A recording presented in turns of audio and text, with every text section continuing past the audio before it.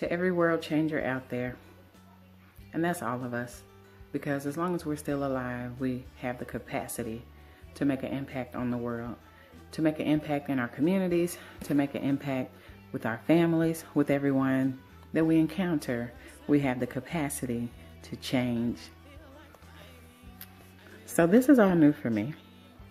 And that's just perfect because I want to talk about coming out of your comfort zone, being willing, mainly is the major thing, is to just be willing to do something different, something out of the ordinary, and something greater than what you thought you'd be able to do. Willingness goes a long way. You have to believe in who you are. You know your strengths. You know your weaknesses. So let your strengths do what they do, make you strong and make you shine. And your weaknesses can always be built up, can always be built upon. You can always make those things stronger. For instance, myself, I can speak in front of a crowd with no problem and have done so many times. It's, just something that comes natural for me. But to have a one-on-one with somebody is a totally different experience for me. And so that's something that I'm working on. It definitely makes me uncomfortable, as does making this video. But in order to grow, we have to go through things that stretch us.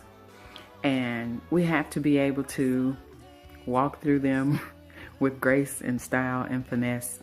Even if we feel like we're failing, just fail forward, I would say. And so another thing that I want to touch on is that as we become uncomfortable, sometimes we make other people around us uncomfortable. And it's not because we're doing something wrong. As we become uncomfortable moving forward in greatness and moving forward in power and in authority and really believing in ourselves and believing in our abilities and our capacity to be awesome, that makes some of the people who we've known for a long time feel very uncomfortable. And so one of the things that I've learned is that I'm not responsible for the comfortability of the people who are around me.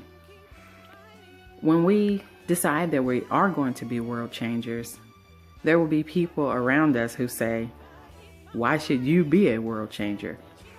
Why should you have the capacity to be great? Why should you be able to accomplish your dreams? And I just want to tell you that it is not your responsibility to make the people in your life comfortable. When you decide to be bold and daring, there will definitely be people who you thought would be your greatest supporters who will actually be the biggest naysayers, and just creating clouds of doubt in your own mind, making you second guess your abilities. And like I said before, you know your own strengths. You know what you're capable of.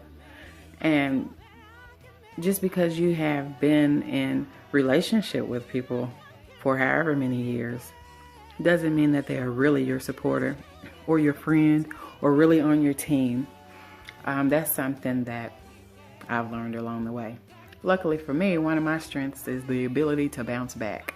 And let me tell you, when you set out to be a world changer, you will have to have the ability to bounce back, because you're going to have downfalls, you're going to have setbacks, you're going to receive some negativity.